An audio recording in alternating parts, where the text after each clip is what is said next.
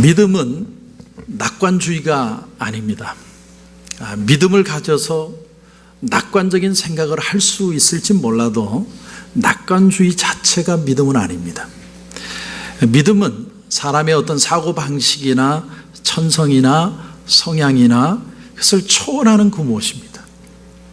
베드로가 굉장히 성격이 적극적이었지만 다혈질이었고, 그런가 하면 도마는 원래가 의심이 많은 사람입니다. 그런가 하면 빌립은 굉장히 계산이 빠른 사람입니다. 숫자부터 생각나는 사람. 그런가 하면 사도 바울은 절대로 자기가 실패한다는 걸 용납하지 못하는 성격입니다. 그런데 이런 사람들이 예수님을 믿게 되니까 다 하나같이 믿음이 생겨서 예수님의 종이 되고 큰 하나님의 일을 감당하게 됐습니다. 우리 중에는 부정적인 성향의 사람들이 있고 긍정적인 성향의 사람도 있습니다. 그래서 우리가 흔히 그런 얘기를 하죠. 매사를 좀 긍정적으로 봐라. 당신이 너무 부정적이라서 그래. 좀 생각을 바꿔봐. 그럼 좋은 일이 생기지 않겠냐고. 그런 얘기를 들으면 그 사람에게 도전은 되고 조금 분위기는 밝아질지 몰라도 그것이 믿음이라고 말할 수는 없습니다. 성경은 많은 인물들이 절대로 완전한 사람이 아니라는 걸 우리에게 얘기를 합니다. 그리스도인이 된다는 건 그의 타고난 어떤 천성이라든지 성격이라든지 성향이라든지 그것을 가지고 있는데 그 속에서 초월하여 새로운 것을 만들어내고 하나님이 그것을 사용하셔서 그 사람을 통해서 아름답게 드러나게 하신다는 겁니다. 그래서 없는 것을 있는 것처럼 부를 수 있는 능력을 믿음이라고 표현을 하는 겁니다. 이건 사람의 성격으로 되는 게 아닙니다. 믿음을 요구하는 겁니다. 저는 저를 볼 때마다 저는 굉장히는 아니지만 부정적인 사람입니다. 긍정적이고 좋은 것보다는 부정적인 게 먼저 보이는 사람입니다. 근데 제가 지금까지 코로나 감사님께를 이렇게 목회하면서 목회해온 그 시간들을 뒤돌아보면 내가 긍정적인 마인드가 있었기 때문에 목회가 여기까지 왔다. 저는 그렇게 생각하지 않습니다. 저는 절망했고요. 방법이 없어서 하나님 앞에 울었고 어쩔 줄 몰라 했습니다. 그런데 하나님이 때마다 시마다 어떤 때는 말씀도 주시고요. 또 어떤 때는 사람을 통해서 위로도 하시고 어떤 때는 환경을 통해서도 나를 만지셔서 내가 하나님 앞에 믿음의 사람이 되도록 또 교회가 될 수 있도록 하나님이 만들어 주셨어요. 돌아보면 순간순간마다 하나님이 만들어 오신 것이지 내가 이룬 게 없습니다. 하나님이 태초에 빛이 있으라 그 말씀이 명령이 나오자마자 빛이 이 세상의 시작이었던 것처럼 하나님은 어둠과 절망과 좌절 속에 빠져있는 사람들을 찾아오셔서 없는 것을 있는 것처럼 부르셔서 상황을 변화시키시고 recreation, refresh해서 새로운 사람으로 하나님이 일으켜 세우신다는 거예요. 빅토르 휴고가 쓴 레미제라블, 레미제라블의 뜻은요 불쌍한 사람들이라는 뜻입니다. 그래서 그 소설을 보면 전부 불쌍한 사람만 나옵니다. 주인공 장발장은 전과자입니다. 주인공 장발장이 데려와서 키운 아이는 고아입니다. 그리고 그 주변에 있는 사람들은 전부 불쌍한 사람들이. 그런데 등장하는 인물들은 전부 불쌍한 사람인데 그 스토리 속에는 뭔가 파워가 있습니다. 그 스토리가 말하고 싶은 건 뭐냐면 봐라, 사람들이 얼마나 가난하고 불쌍하냐, 이걸 말하고 싶은 게 아니라 사람의 과거는 가난하고 불쌍하고 불행할 수 있어도 그럼에도 사랑의 힘이 있어서 사람은 변화될 수 있고 인간의 구원에 소망이 있다. 그 소설 속에서 기독교 정신이 면면히 흐르고 있는 거예요. 그래서 불쌍한 사람들을 얘기하는데 절대로 불쌍한 사람의 삶을 얘기하지 않습니다. 저 깊은 곳에 있는 인간에게 면면히 흐르고 인간이 변화될 수 있는 어떤 그런 모습들을 계속해서 소설은 얘기하고 있습니다. 오늘 말씀은 이렇게 시작합니다. 오늘 말씀 1절을 보시면 이렇게 되어 있습니다. 만 2년 후에 2년 정도 한 2년 어간에 1, 2년 어간에 그렇게 말하지 않고요. 꼭 2년 이랬습니다. 저는 만 2년 이럴 때 굉장히 도전을 받았습니다. 여러분, 만 2년, 딱 2년이라는 시간은요, 요셉에게 있어서 인간적인 기대가 믿음으로 바뀌는 시간입니다. 가장 처절하고 낮은 자리에 요셉이 있습니다. 지금 감옥에 있는 거죠. 요셉이 절대적으로 기다렸던 건 하나님이 아니고 사람이었어요. 내가 꿈의 몽을 해줬으니까 술 맡은 관원장이 반드시 나를 불러줄 것이다. 눈만 뜨면 새창살 밖으로 떠오르는 해를 보면서 오늘은 연락이 오겠지. 오늘은 까치가 울었는데 오늘은 반드시 올 거야. 그런 기대감, 소망을 가지고 요셉이 살아가는 유일한 낙은 그거밖에 없었어요. 그런데 소식이 없습니다. 요셉은 절망했을까요? 아니면 끝까지 희망을 가지고 포기하지 않았을까요? 근데 정말 놀라운 사실은 뭐냐면 이제나 저제나 기다리는 사람은 안 오는데 요셉 주변에는 이상한 일이 벌어지기 시작했습니다. 제일 먼저 일어난 일이 간수장이 은혜를 받기 시작했습니다. 그리고 그 안에 있는 모든 범죄자들이 은혜를 경험하기 시작합니다. 요셉이 그 감옥에 없을 때하고 요셉이 감옥에 들어와서 살 때하고 분위기가 완전히 달라져 버렸습니다. 오죽하면 간수장이 키를 주면서 네가 범죄자들 다 컨트롤해. 요셉은 그 감옥을 좀 빠져나오고 싶어서 막 애를 썼는데 오히려 그 감옥은 요셉 때문에 전부가 다 은혜를 받았습니다. 지난 주간에 어느 집사님 비즈니스 신방을 갔는데 예배가 마치고 나서 집사님이 소감을 얘기를 하세요. 요 밑에 육각길에다가 비즈니스를 하나 가게를 오픈을 했는데 참 어려움을 당했습니다. 그런데 그 어려움 가운데 코로나 감사님교회가 있어서 가까워서 교회를 갔는데 교회가 갑자기 사라졌더래요.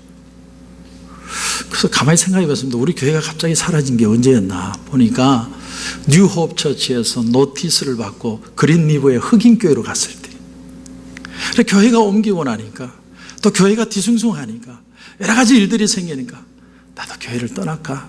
이 교회에 계속 있어야 돼? 그런 마음의 갈등들이 자꾸 생겼답니다. 비즈니스 하면서도 쉽게 풀리지도 않고. 그런데 끝까지 참고 인내했는데 하나님이 이 비즈니스를 주신 것 같아요.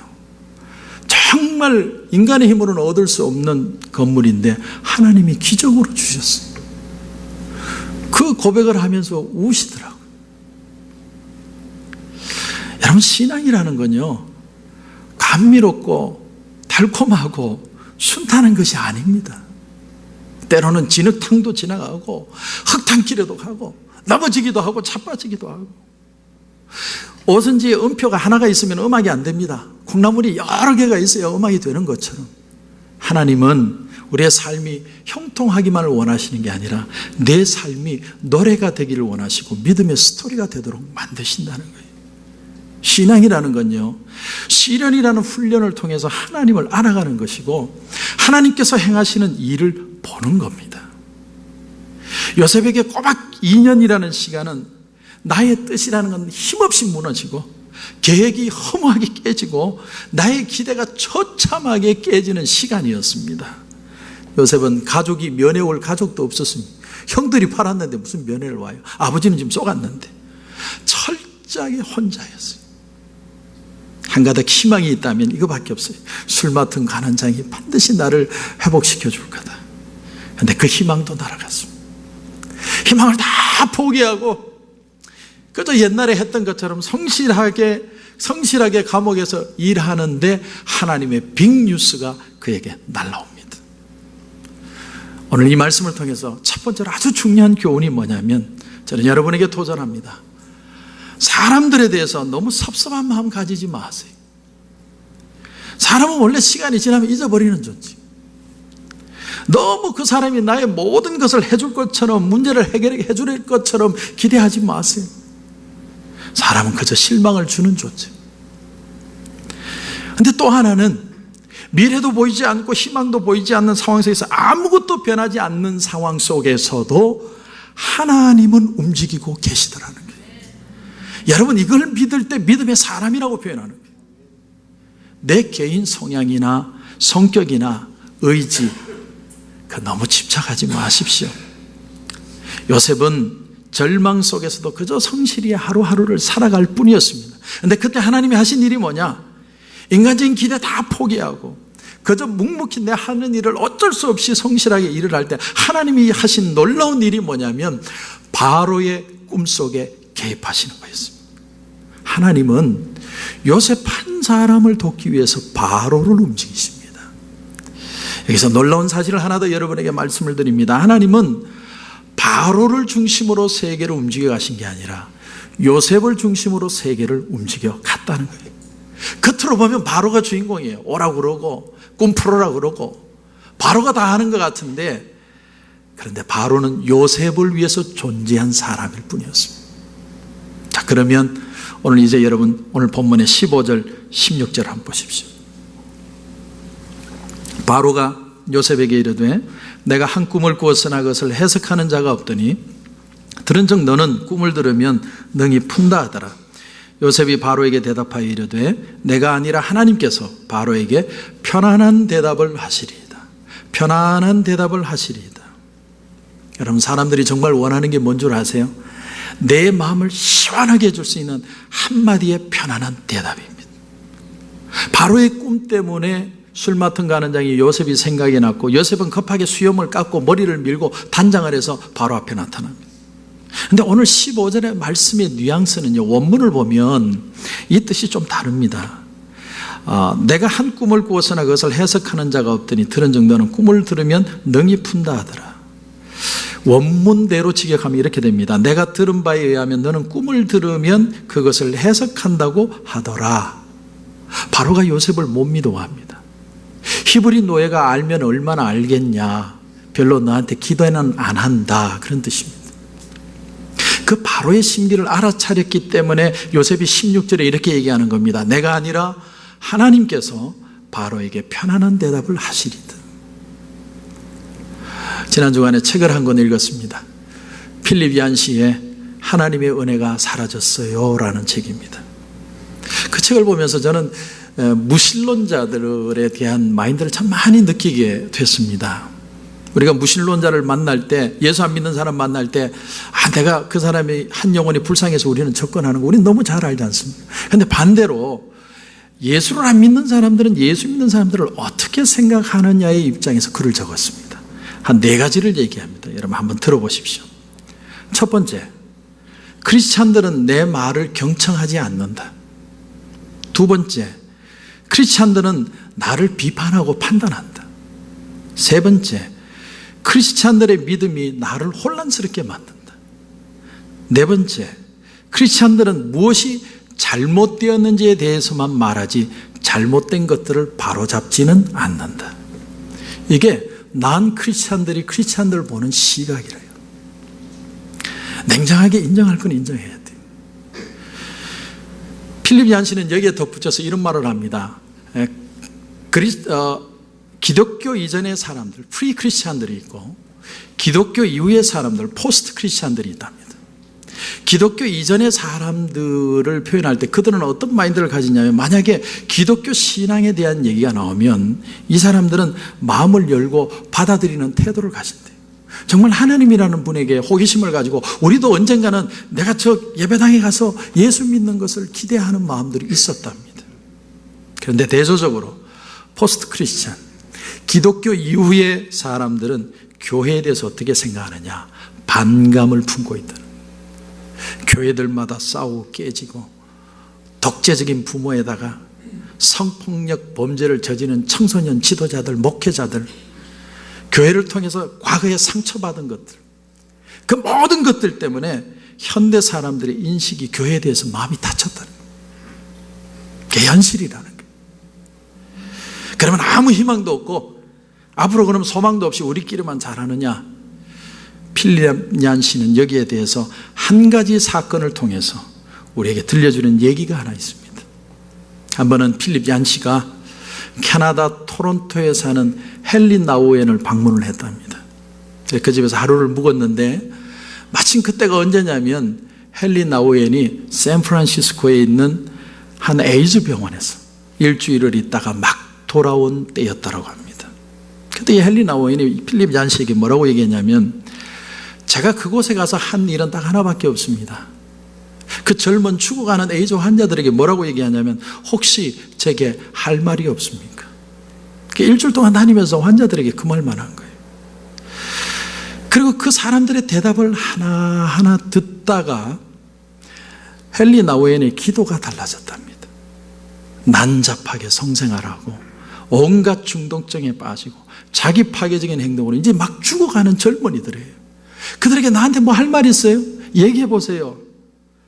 그런데 그 얘기를 듣는데 공통적으로 느낀 게 뭐냐면 그들 속에서 한 번도 해소된 적이 없는 사랑을 향한 갈증이 있다는 걸 봤다는 거예요. 그래서 그때부터 헨리 나우엔이 기도가 바뀌었답니다. 이렇게 기도한대요. 하나님, 제가 다른 사람들을 볼 때 하나님을 섬기지 않는 악한 사람들이 아니라 목말라 하는 사람들로 여기게 하여 주옵소서. 그리고 하나님의 생수를 그들에게 내밀 수 있는 용기와 그들을 가련히 여기는 마음을 주옵소서. 오직 하나님의 생수만이 그들의 타는 목마름을 해소할 수 있습니다.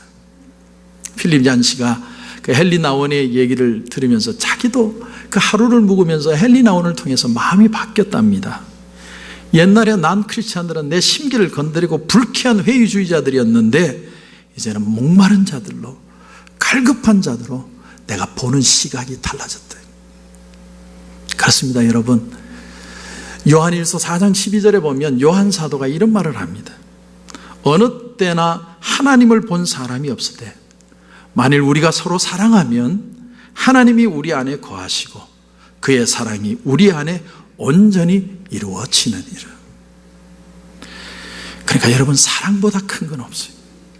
하나님의 사랑을 세상은 들어야 돼요. 오늘 하나님께서 16절에 바로에게 편안한 대답을 하시리이다. 이걸 문자적으로 그대로 보면요, 하나님께서 바로의 평안에 응답하실 것이다.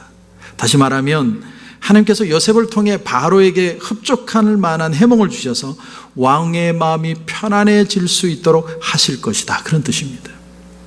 자, 어느 날 바로가 꿈을 꿨습니다. 하룻밤에 2 꿈을 꿨습니다. 그리고 이튿날 너무 꿈이 현실적이라서 그 이집트의 모든 점술가와 현인들을 다 불렀습니다. 그런데 오늘 말씀의 8절 말미에 보면 어떻게 되어 있냐면 그것을 바로에게 해석하는 자가 없었더라. 저는 이걸 보면서 정말 해석을 못했을까 이런 생각을 합니다. 점쟁이들 얼마나 말 잘해요. 코에 달면 코걸이, 귀에 달면 귀걸이, 얼마나 말 잘하는데요. 저는 그래서 이렇게 생각이 듭니다. 해석을 못했다기보다는 바로의 마음에 그 해석이 흡족한 게 하나도 없었다. 속을 시원하게 해주는 해답이 아무것도 없는 거예요. 여기서 이런 추측을 해볼 수 있습니다. 바로는 왜 점성가들의 그 해석에 대해서 만족하지 못했을까? 아무도 추측하기는 2 꿈을 꿨지만 2 꿈은 반드시 연결점이 있는데 그 연결점을 시원하게 얘기한 사람이 아무도 없었다는 겁니다. 어디서 그 근거를 볼 수 있느냐 하면 오늘 15절에 보시면 15절에 바로가 요셉에게 이르되 내가 한 꿈을 꾸었으니, 2 꿈이라고 얘기하지 않죠. 한 꿈이라고 해요. 이 꿈이 2개지만 내가 볼 때는 하나인 것 같다라는 뜻이에요. 그런데 그 연결점을 아는 사람이 아무도 없다는 거예요. 자, 바로 그때 요셉이 바로 왕의 마음에 속 시원한 대답을 들려줍니다. 왕의 꿈은 하나입니다. 하나님이 그가 하실 일을 바로 당신에게 보이신 겁니다. 속 시원한 대답, 듣고 싶은 대답, 바로의 마음의 갈증을 시원하게 해결해주는 대답, 그건 바로 이거였어요. 하나님은 당신의 삶에 개입하셨고 하나님은 당신도 하나님이 누구이신지를 알기를 소원하십니다. 우리가 잘 아는 대로 뒤에 보면 꿈을 해석을 하죠. 7년은 풍년이 오고 7년은 흉년이 온다. 그런데 그 꿈의 내용도 중요하지만 한 가지 더 중요한 사실은, 여러분 잘 들으세요. 요셉이 왕에게 당신이 꾼 꿈은 불길한 징조입니다, 당신이 똑바로 못 살아서 그렇습니다, 한마디도 평가를 안 한다는 거예요.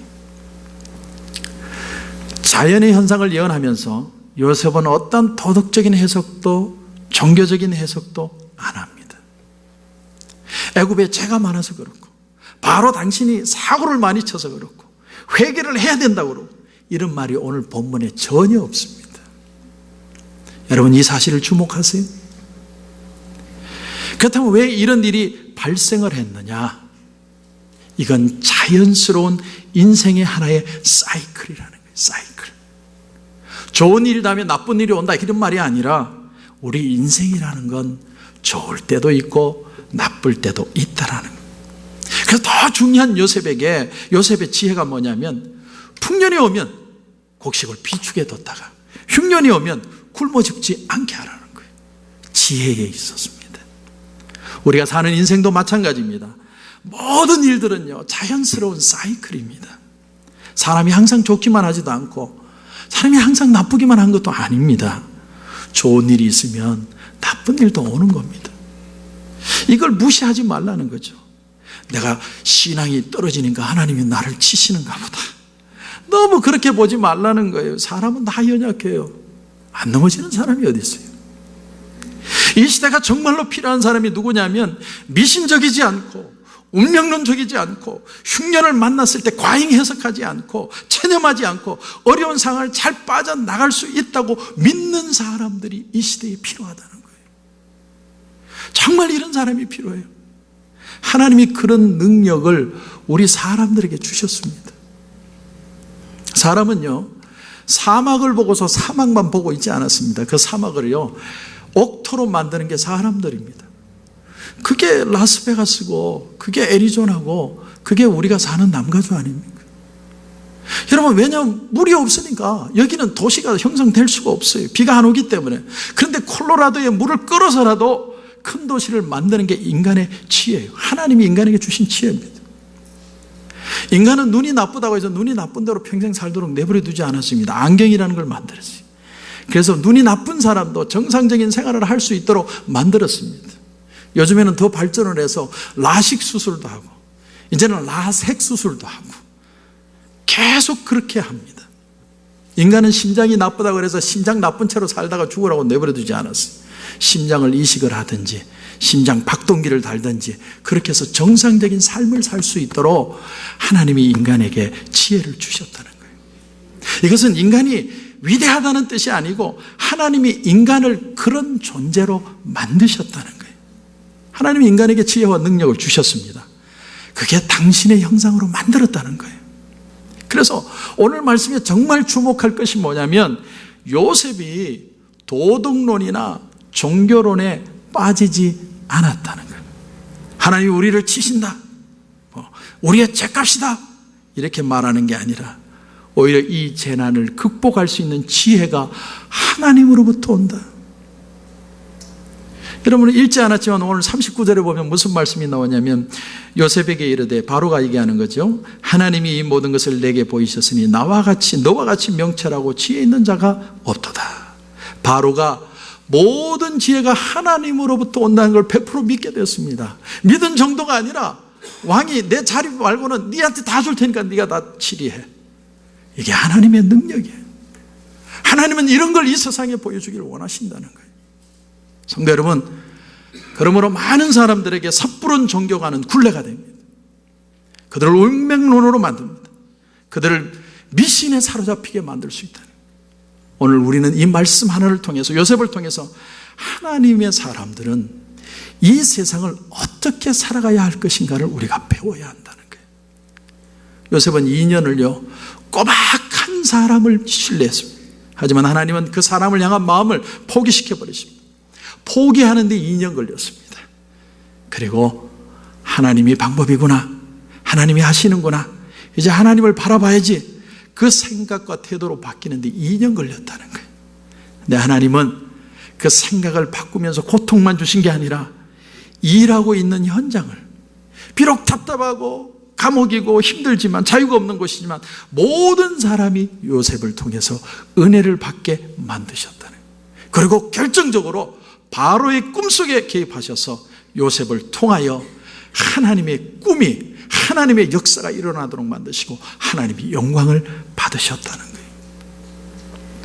저는 한번 생각해 봤습니다. 만약에 술 맡은 간원장이 가자마자 기억이 나가지고 요셉을 복직시켰다면, 회복시켰다면 요셉은 어떻게 됐을까 생각해 보니까 보디발의 집에 가기는 힘들었을 겁니다. 왜냐하면 보디발의 아내가 있으니까. 그러면 분명히 돈 많은 집의 노예로 다시 갔을 텐데, 자칫 잘못하면 바로가 정말 필요했을 때, 요셉을 필요로 할 때 행방이 묘연했을 수도 있겠다. 그곳에, 그 감옥에 있었기 때문에 바로 요셉이 픽업되어서 올 수 있었다라는 거예요. 거기다가 히브리 노예라는 그 낮고 천한 사람이 가장 높은 자리에 있는 바로의 꿈을 해몽했다는 이 사실 하나로 하나님이 얼마나 능력의 하나님이신가를 보여주는, 만방에 표현하는 그런 기회가 되었다는 거예요. 그러므로 여러분, 오늘 말씀을 어떻게 요약할 수 있을까요?